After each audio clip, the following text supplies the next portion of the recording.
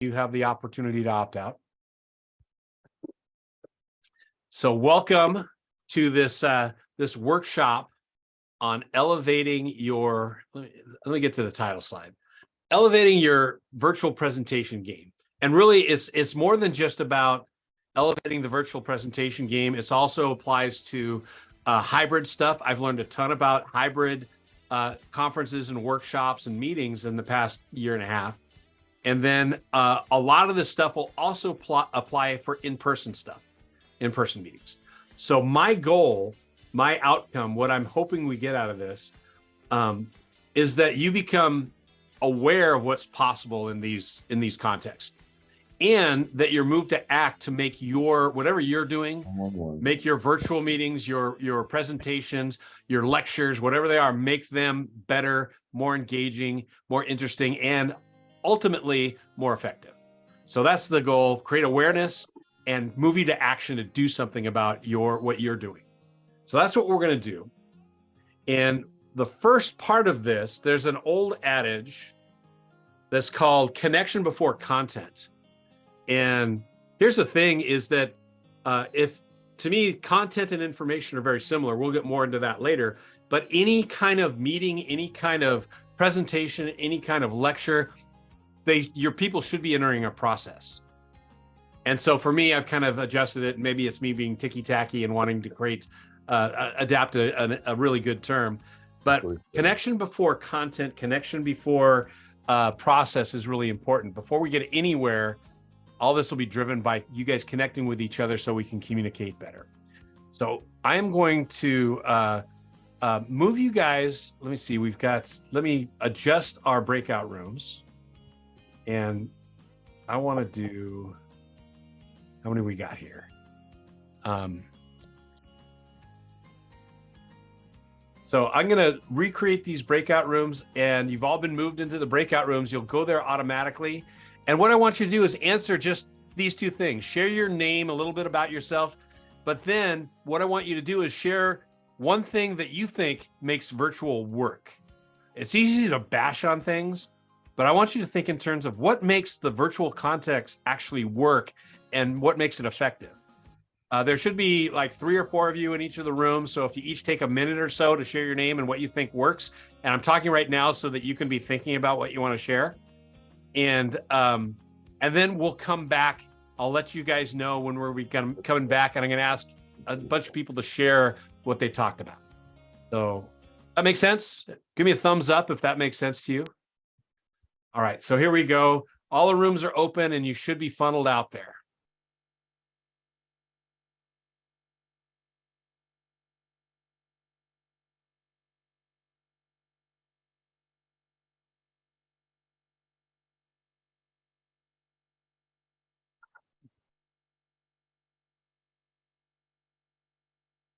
Esmeralda, do you need some help getting out to the breakout rooms, or are you just not in, you're not in front of your desk right now?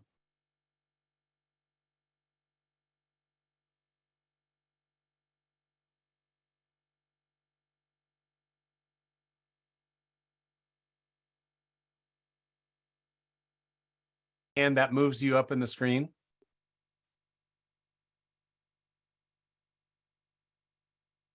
All right, Shalon, what did you guys talk about? So we talked about the convenience of being able to share with people that are, across the country or across the world, and the convenience of it if you're at home and you need to maybe throw in a load of clothes or go attend to your child or your pet or something really quick. And then we also talked about the fact that it's nice that you can share your screen with the other person so they can see like exactly what you're talking about. Yeah. Someone else, another couple people. Yeah, Lacey. Yeah, for the space I'm in like a therapy space. And so I like that it allows people to be like in their comfort zones while still kind of getting to provide that opportunity to work on whatever it is we're working on. So yeah, just the comfort of getting to be in your home space or wherever it is while still getting to work towards, improved health. Great. Who else wants to share? Mr. Garner. Make you unmute, buddy. When you're unmuted, that makes virtual work, actually. But we talked about how when people are willing to use their camera, how much it helps. And Lance actually brought up a really good point that, a few years ago, these meetings were in would all be conference calls, and now they can be truly meetings where we can see each other face to face, and it just adds a lot more context and interaction to it. Wonderful. How about one more person?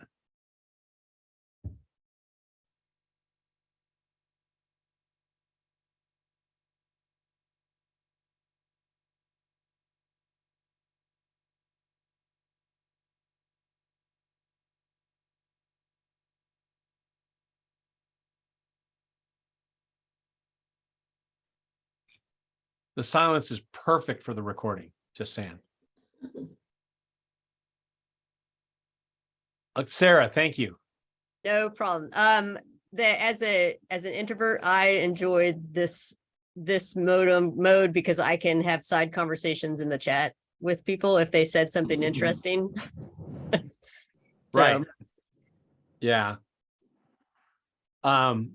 Yeah, and that's one of the things that these are some of the things that I love about this is when chat is available, I process through typing and, I don't know what I think until I either say it or write it out. So the chat allows me to do that. And the same thing goes with like breakout rooms. There's sometimes, in a group of, we've got 30 people in the room. That's one dynamic, but then you can break it out to groups of 3 or 4 and you can play with those dynamics. So those are the few things that I like. Now, I want to share with you guys a way that you guys are going to contribute to your own notes. Like I said, what you're seeing right now is a mural screen. Raise your hand if you've used Mural. Anybody use Mural? Okay, how about Miro? Miro is another one. It's basically the same thing with a different name, very similar name. And what we're going to do is I want to encourage you to practice using Mural. In just a second, I'm going to send you the link.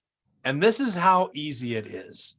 All you've got to do is, first of all, are you guys seeing my screen okay? Which screen? You're seeing my cursor? So this is how easy it is. All you've got to do is double click on the screen and a sticky note shows up. And then you can put in like, what is it that makes it work? And I'll put the availability of chat.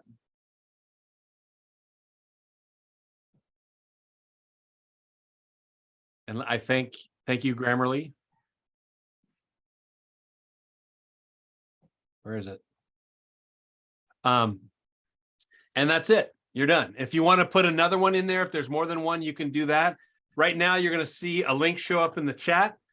All you got to do is click that link, and then it should be a visitor link. So you don't have to give your email or anything like that. It just gets you in, and you'll be some cool visiting animal. It'd be great if you could put your first name there. But let me turn this off. All I want you to do is everybody practice using Mural by putting one sticky note up there. Do you guys get the link? Let's see. Oh, I sent it to the waiting room just in case. There you go. Should be in there now. And here y'all come. Sometimes there's like competition for who gets the coolest animal. Man, I wanted visiting shark. And again, all you need to do is double click on the screen. I'll bring you all to the right spot. All right. And this is the fun part about using Mural. Some people think it's distracting, but seeing everybody kind of move around, to me, it creates a kinesthetic feel for the interaction. And you can move the Post-it notes around. You can resize them. And you'll notice there's a parking lot. And so anytime when I'm not like doing some sort of presentation or whatever, when I don't bring you, it's called summoning in Mural. If you got a question, a comment, or you just want to capture a thought, put a sticky note in the parking lot.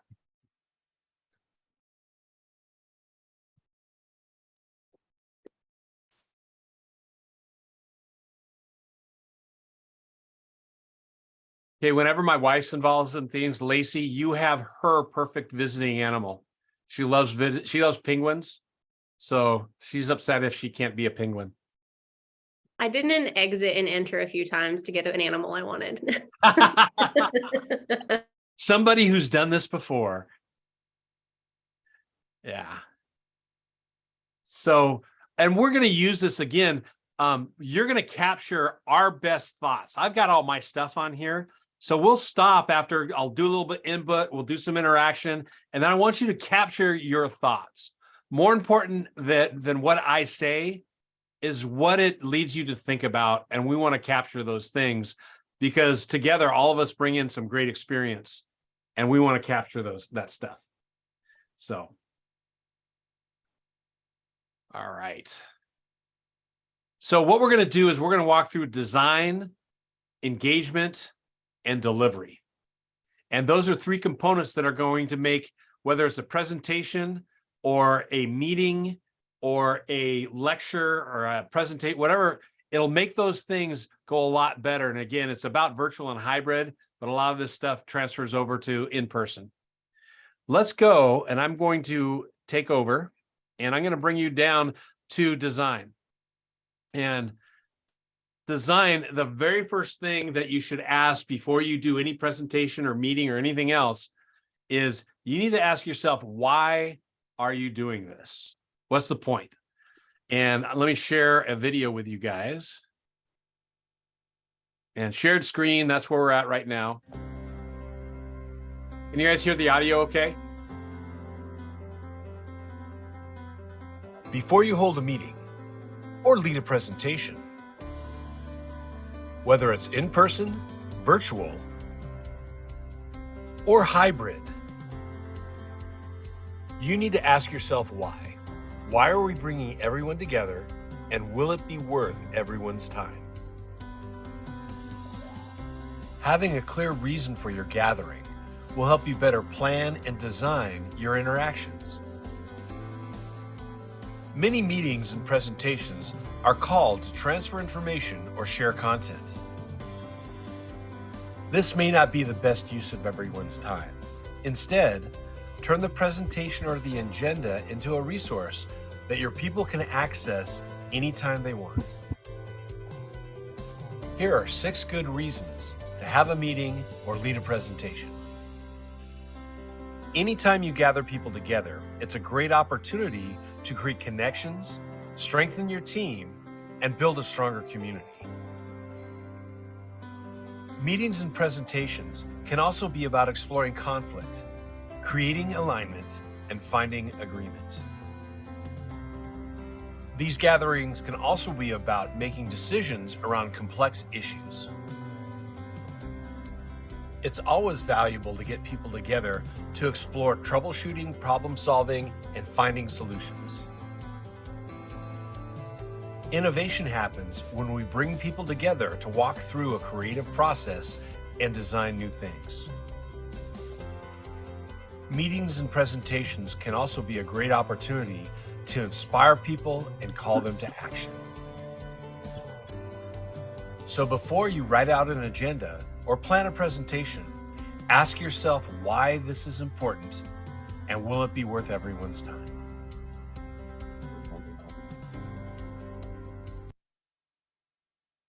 So I put them together, and the very first thing I'd like you guys to do, I'll release you. And if you notice, there's all those things are on slides in this. And I want you to, first thing, what type of meetings do you usually lead, or what type of presentations do you usually deliver? Go ahead and put a Post-it note, maybe put your initials or put your name next to one of those areas that you typically do.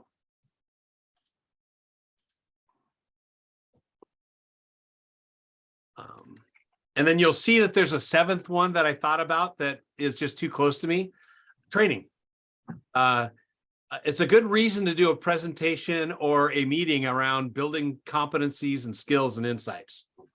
So, and you could put your name on more than one. Okay, that was my next question, John. Of course. So we're just dropping our name. We're not putting down what we have to do. What Benton? But what types of gatherings or meetings or presentations do you normally do?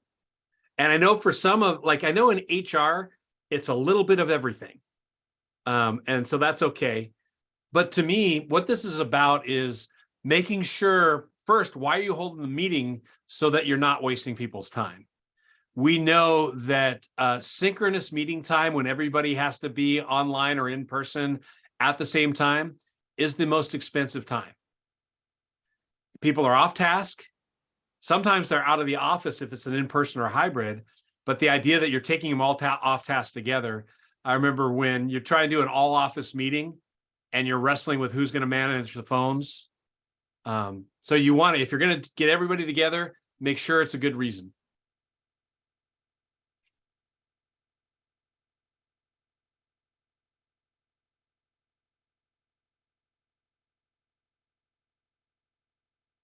And I also want to encourage you up, like off to the right of design, there's an open space there. What did I miss? What are other good reasons to meet? Even if it's just slightly different than something we put out there, it's always good to know, like, first of all, I don't imagine that I get them all right. And there's such good talent in this room to catch other important reasons to have a gathering, do a presentation.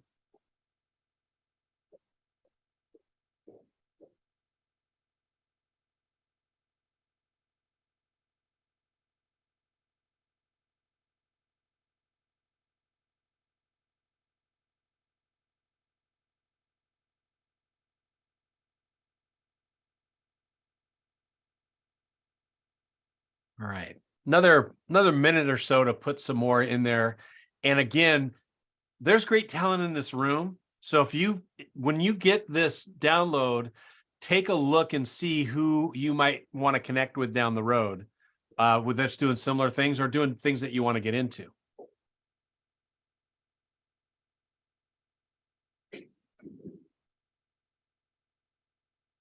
So I'm going to bring you over to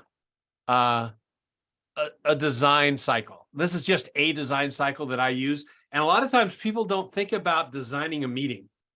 You put up an agenda and you go, but if taking even just a moment, there's things that you normally wouldn't think about designing, but if you just like ready, aim, fire, score, ready means you're asking, why do we need this? Do we need this? What's going on there? And it could be a mini needs assessment. And the needs assessment is, we need to get some more ideas about how to get people here on time. And that tells me is perhaps this is an ideation session, or it's a call to action. That even if you just do that, that's the ready. Aim is when you write the agenda, you create the curriculum, and then fire is when you do it. Score is you go back to the start and you should have said, this is what we want to accomplish. We want to reduce lateness. Scoring could be as complex as putting together a whole evaluation, or it could be just say, did we achieve what we wanted to with this meeting? This is really simple, and you can look on this. I've got a more in-depth version of this. There's also a couple of like typical ADDIE and then design thinking. Those are some typical design processes as well. So I wanted to get that out there. But I also want to make sure that we get to the next place. And let's spend some time. Well, first of all, before we go on, what I'd love for you to do is find an open spot in the design box. And I want you to put down one thing that this quick overview of design, what it either remind you of or what was new. And we're going to give you like just a minute or so to put something up on the top right corner, open spot, put a Post-it there with your thoughts. If you're willing, put your name underneath it so people can ask questions later about what you wrote.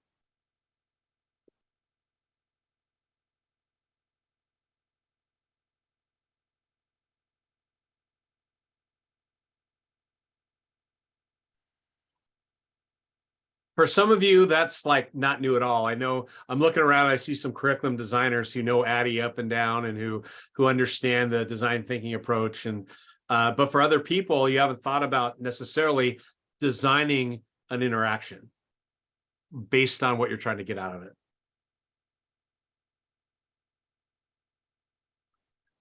another 10 seconds. And again, you can always put more than one Post-it note up there. Encourage you to do one idea per Post-it note, but in any of this stuff, you can be putting Post-it notes, whatever you want. I'd rather be messy and thorough.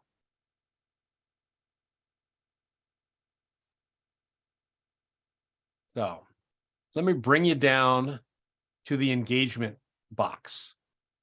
And as you watch this, this engagement video, I want you to be thinking about like, what of these do you do? And they're general topics, they're general ways of looking at it, and perhaps what's new. So let's take a look.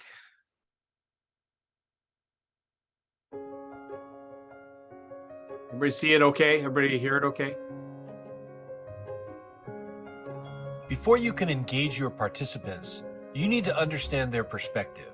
You need to sit in their seats. You share the same space with your in-person participants, so it's easier to get feedback and generate interaction. Virtual participants are much more easily distracted, so you need to be more intentional about how you build engagement. When working in the hybrid context, it's easy to forget that you have different audiences with different expectations and different needs. Engagement doesn't happen on accident. You need to design opportunities and build your skills to connect your people with each other and with your desired outcomes. Here are 5 pipelines for engaging your virtual and hybrid participants. You can also apply these in the in-person context as well. A camera is a powerful tool for engagement. Ask people to give you a thumbs up or to hold up different objects that represent different ideas or feelings. Asking people to click, type, or scroll is also an effective way to build engagement. Using annotation tools, polling, or whiteboards builds interaction and interplay among your participants. Using breakout rooms to create different sized groups offers new dynamics for interaction and engagement. Engagement can start before your meeting and continue afterwards by using shared documents, collaboration software, and building groups and communities.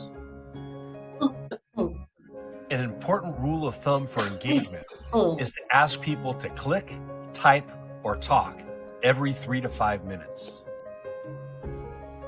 Remember, engagement doesn't happen by accident. It needs to be built into the design and developed as a skill.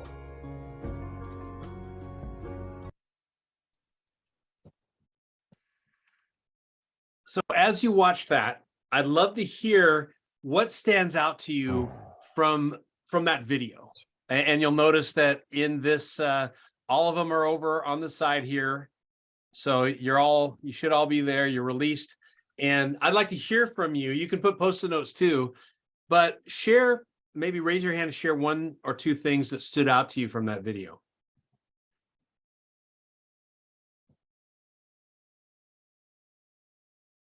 Lance. I like the visual tools. A lot of times in meetings I do, people are actually in their cars. It's not really optimal, but you got to roll with it when you're dealing with different time zones. And so consequently, some of the interactive tools or nonverbal tools just aren't available to all the participants. But virtually anybody could use a visual tool. So yeah. I think that's a great thing to think about. I appreciate you're reminding me of that. Yeah. What else? Somebody else, what stood out to you from this video? The time framing. So every 3 to 5 minutes, that was something I hadn't heard of before. Yeah. And I did a lot of presentation before, and in-person presentation, I'd always heard you want to kind of change the frame or change the topic and get a movement every 15 minutes. And when I heard that, I'm going, that sounds ridiculous, but it's not. It's actually pretty easy to do.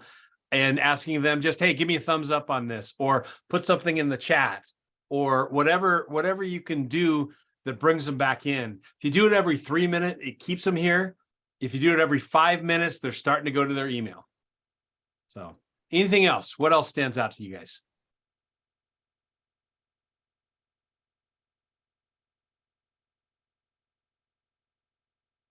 So let's do this as well. I'd like to hear from you. Either put it on the screen or share it.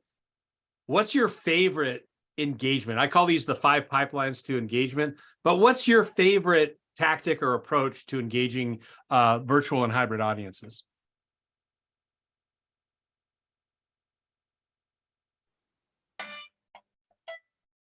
Our CEO does something that I really think becomes really fun, where we'll have, the whole company on a virtual meeting, and he puts out this link so you can anonymously give feedback, and he responds to every single one at the end, and just doesn't fail. People put out things that they'd be too nervous to otherwise, but they are there interacting with him directly as he responds to it. So that's pretty nice. Yeah. I learned a ton from my son, who's 9. When pandemic first started and we would do play dates online, they did it totally different than I expected, because they get online and then all of a sudden both the kids online would run to their rooms, grab a toy, grab something, come back and say, hey, look at this. And then that would spark another, and they'd go. And what it taught me was the whole action, and also using whatever you have around you in order to get that kind of engagement. And I've got friends now who putting out stuff like this, or asking them find a red object, a green object, and a yellow object, and do a stoplight report that they hold up. This is what it is. So what else? Who else has a really good approach or something that they love to do?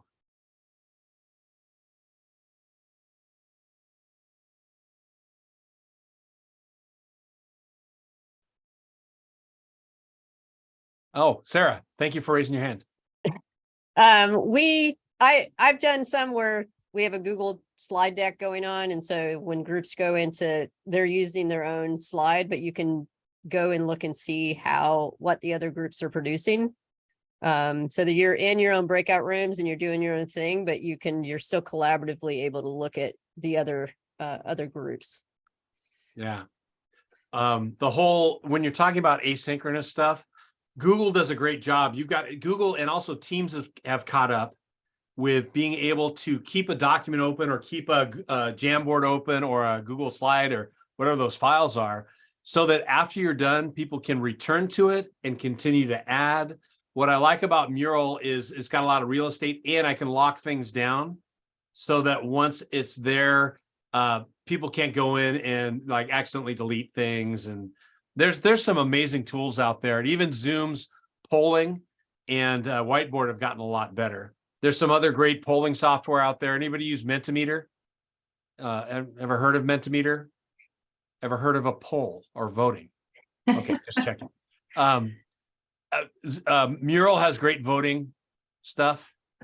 So take a moment, and again, what I'd like you to do is, in the right-hand side, what stands out to you from this engagement part? Maybe it's something new, or maybe it's something that you were reminded of. Put a sticky note up there of something that talking about this engagement piece stands out to you. And again, we'll do this just for about a minute.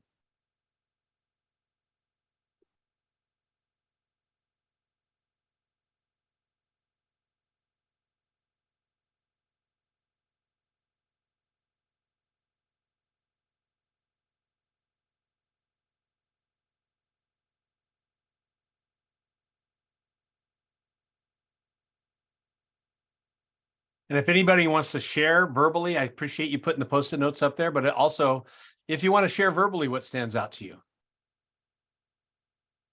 Yeah, the blink activity, I'd like to claim that I invented it, but turning on and off a camera isn't exactly novel. And early on, when we first started doing Zoom, it was about doing a tech teaching them how to use the tools. I don't know if you remember back in mid 2020, people didn't know what Zoom was or how it worked. So you had to spend some time walking them through, you know, they're freaking out because there's a dog barking in the background and they don't know how to mute themselves, or their camera doesn't turn on or off, or they don't know where the reaction buttons are. We've come a long way.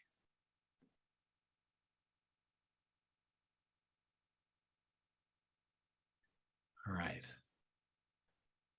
So let's spend a few minutes to talk about delivery.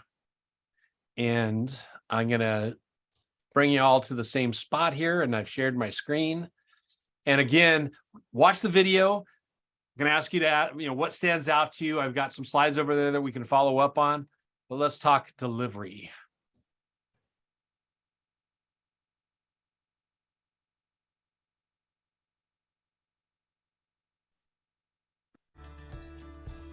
Ultimately, it's about whether you deliver on the expectations you created around your meeting or presentation.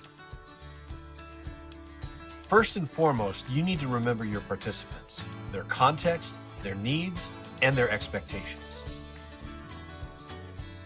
Virtual and in-person audiences require different approaches and different skills. The hybrid context adds complexity because you have to tend to multiple audiences with different needs. Technology has created amazing opportunities for our meetings and presentations. It's also added great complexity. It's important that you have quality video and audio equipment that you check before each session. By the way, quality does not need to be expensive. Lastly, remember you are the factor that brings all these things together. Most, if not all, of the skills and techniques used in in-person presentation also apply in the hybrid and virtual context. Practicing in a mirror only takes you so far. Guided practice with a group of people who offer encouragement, support, feedback, and coaching will take you further. That practice will help you be present and aware so that you can adapt to the unique needs of each group that you face. Remember, your presentation and facilitation skills will help you deliver on the expectations of your participants and on the outcomes of your gathering.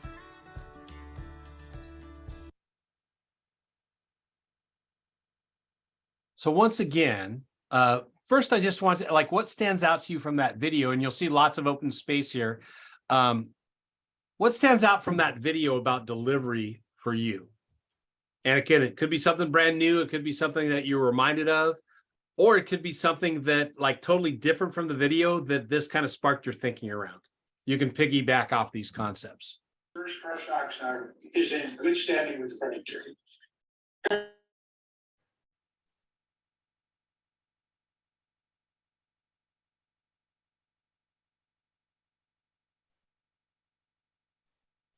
And as you're doing this, share a couple of thoughts about what I learned about hybrid conferences, presentations, workshops. I learned a ton. The tech part of it is one thing, and having good camera and microphones and be able to get the whole room is important. But where we really had challenges were facilitators and presenters who forgot about audiences. They either were so focused on the virtual that the people in the room couldn't participate, or more often, people in the room were right in front of them and they forgot that there were people virtually. I had one presenter who, you know, it's important that the people virtually can hear in the room and also the presenter. Halfway through, he took off his lapel mic. So nobody, like, the virtual people could hear all the people in the room, but they couldn't hear the presenter. They just forgot that those different audiences have different needs.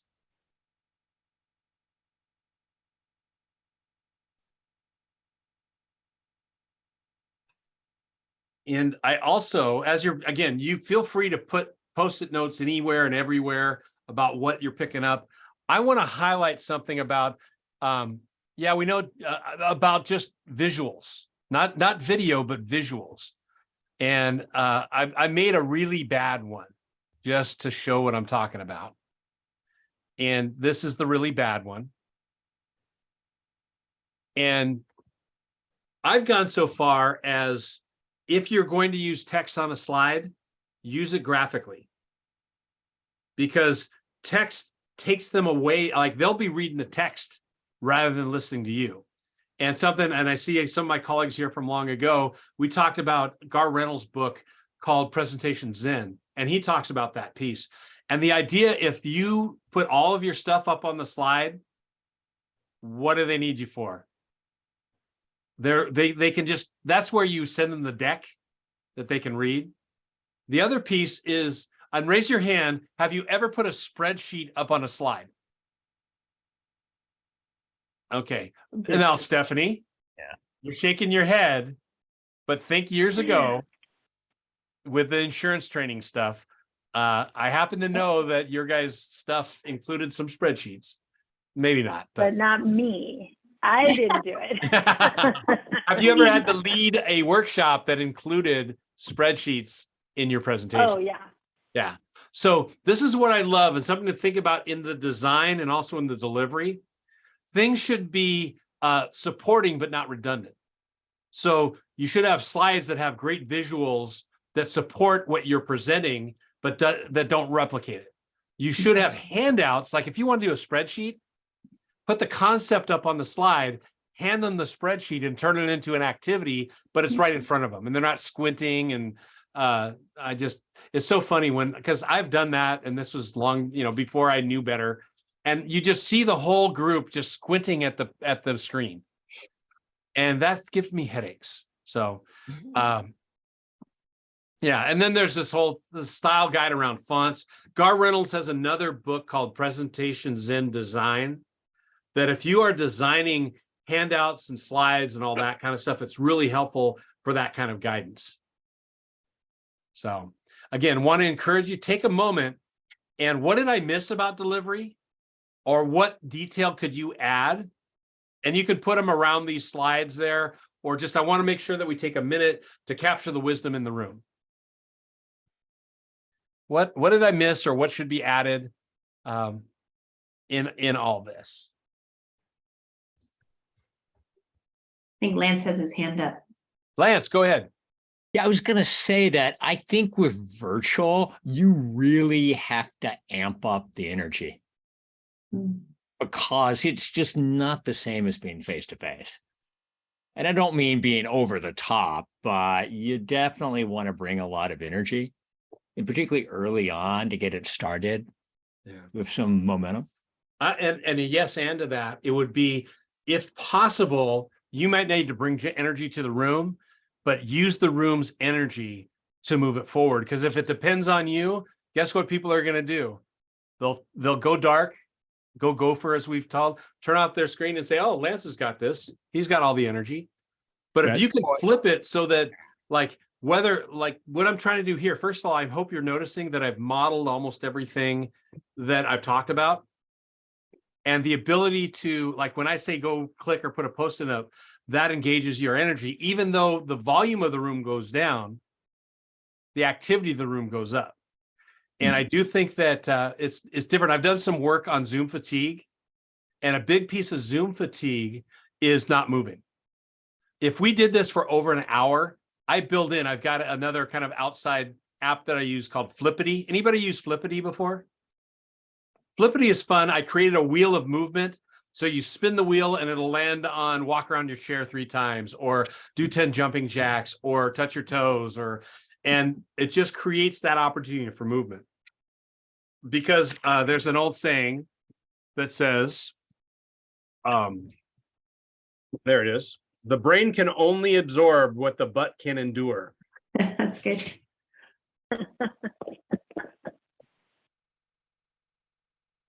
So, John, yes.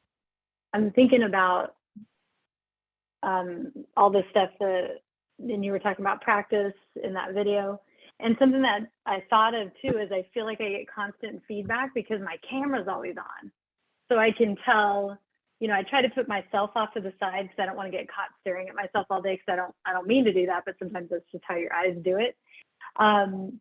but I can take that glance and say, am I smiling? And that's like more than I get in a classroom, because I wouldn't see myself all day if I was standing in front of them.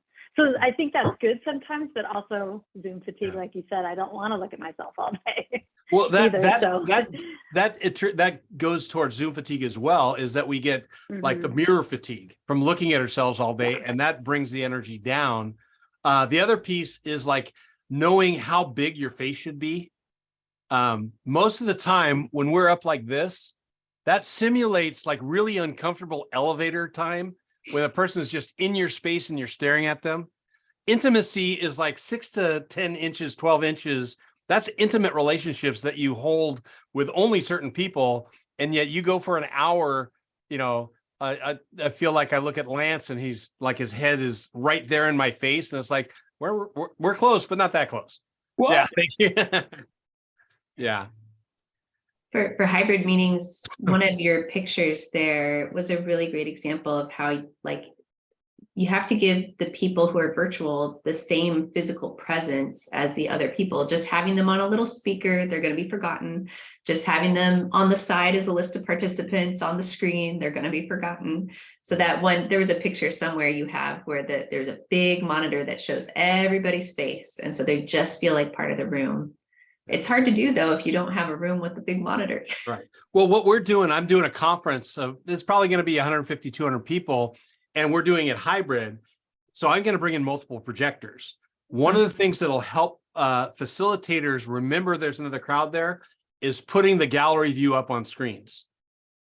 And so we're going to try and have two in the big meeting. We're going to try and have 4 projectors, one with Mural because we're going to use Mural to guide the process, and then 2 or 3 projectors with the gallery view up.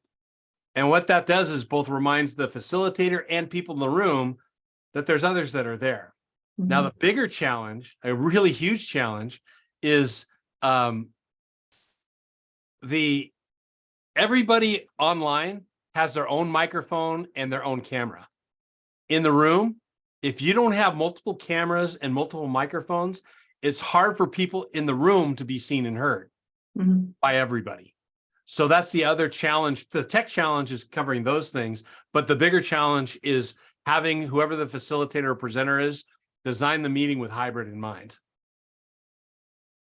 So a couple more things before we wrap it up. And again, you're totally invited, but Post-it notes whenever and wherever you want. And I want to bring you to kind of a final topic, and that is awareness versus building skills. No video this time, but what we've done here and what I learned early in the pandemic, everybody was getting online and creating awareness of what's possible in the virtual world. But the problem is you walked away from them going, yeah, we could do this and this and this, but you hadn't built any skills or competencies. That doesn't come from, like, what I wanted to do here was build awareness and also hopefully motivate you to action about doing better meetings. If you want to build the competencies and skills, you have to do what I call guided practice. That means, training isn't an event, it's a process. So you need to get into a group of people that you trust. They are supportive, encouraging, but they also offer feedback. Hopefully you have somebody in that room who can give you kind of informed coaching and move you forward. And you get a chance to do it. You get a chance to try it out. I'm looking at my experiential people here. We know that we learn by doing. You develop skills by doing as well. And so my encouragement, that's why I had practice, practice, practice. We've always been told to develop our delivery skills by practicing in the mirror. Well, if you practice poorly, you're going to perform poorly. If you do it in a group that's supportive, you trust them to give you good feedback. We saw this. We set up, I'll talk a little bit about guided practice groups down the road. We set up 5-week programs with like 6 to 10 people once a week for 5 weeks.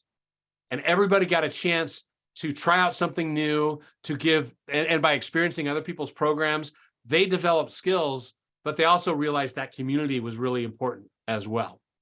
So before we go, and we've got a little bit of time, not a lot. I want you to take a moment, and I'm not going to release you yet.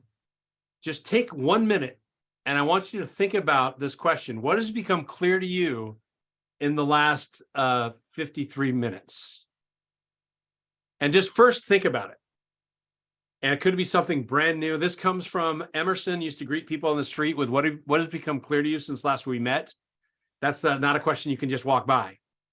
My question to you through this process, through Blink and through the Post-it notes and design, engagement, delivery, what one thing has become clear to you? Again, it doesn't have to be anything that I said. It could be an aha moment that you had.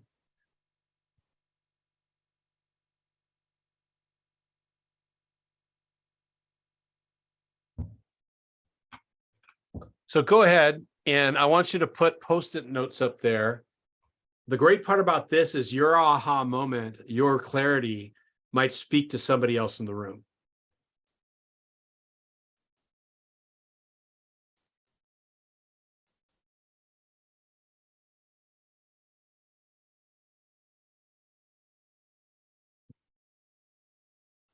And I know we're closing in. We've got about 6 more minutes. Know that if you want to hang out and chat and talk questions, some of the best times in virtual workshops are what we call the after party.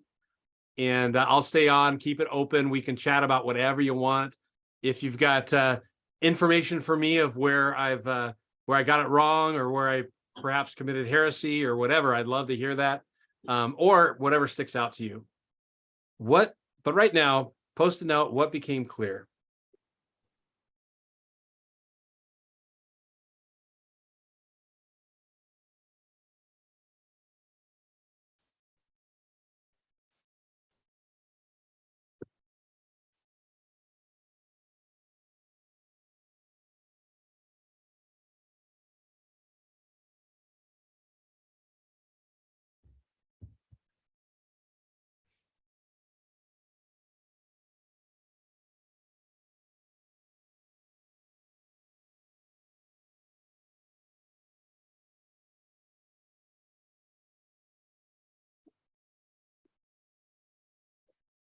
And as you are posting these, or if you posted or you read something, I'd like a few people to share their points of clarity.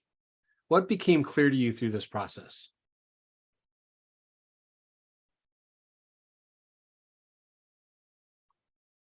John, I'll share. Just what keeps coming back to me is that this stuff is not that hard to do. It just does take some intentional effort in the planning phase, and then some, I guess, grit and perseverance in the as you're doing it. I think of the time when you let the silence linger for so long and we got some more comments, and just with a little bit of effort, this isn't rocket science to pull off, I guess, is what's sticking with me. Right in the beginning, you're talking about, thinking about what is their goal of the presentation. So I'm so very guilty of feeling like I have my goal clear, but then when I start making content, I go, oh, what just happened? 3 slides ago, I lost the goal somewhere. Yeah.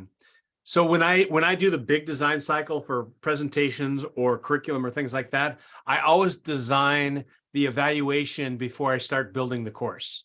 Oh. And what that does is oftentimes it's like we build the course, we never go back to the goal, and it's like, yeah, that's what I meant to do. And so you design your evaluation not on the needs assessment or your objectives. You design it on what you built. So you create a self-fulfilling prophecy. Okay. Yeah. So I'm going to let you keep posting there, but I'm going to share my screen and take you to a couple of, some self-serving stuff, because this free workshop, I'm hoping that some of you might be interested in joining a guided practice group. And this is actually a link. If you click on it, it'll take you to a very special offer.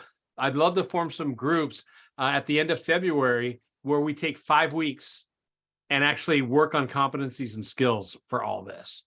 And so if at some point, if you want to click on that, investigate it again, I'm going to send this interactive PDF out. So I'd love to say the pressure. Lance is a sales trainer guy, so I'm really horrible at that.